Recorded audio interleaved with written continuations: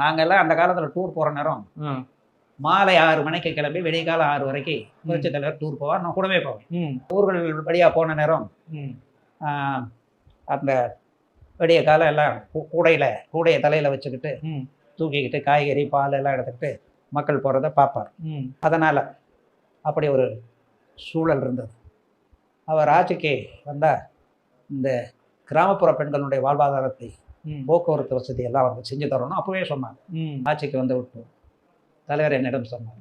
நான் அப்போதே சொன்னேன், பொன்னையன் உங்களுக்கு நினைவு இருக்கிறதா என்று சொல்லி எனக்கு ஹைவேஸை கொடுத்தார். ரோடு அப்பெல்லாம் ஹைவேஸுங்கிற பேர் இல்லை, சாலை போக்குவரத்து. அதுல கிராமங்களுக்கு சாலைகளை போடணும், பக்கத்தில் இருக்க டவுனுக்கு போற மாதிரி இணைப்பு சாலைகளை போடணும்.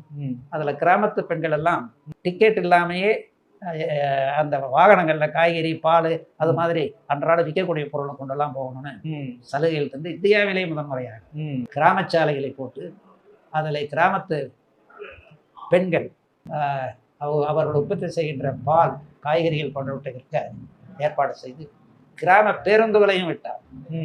பேருந்துகள் விட்டது ஒன்று, சாலை போட்டது ஒன்று. பாராளுமன்றத்திலேயே சரண் சிங் என்ற பிரைம் மினிஸ்டர் பாராட்டி இருக்கிறார்.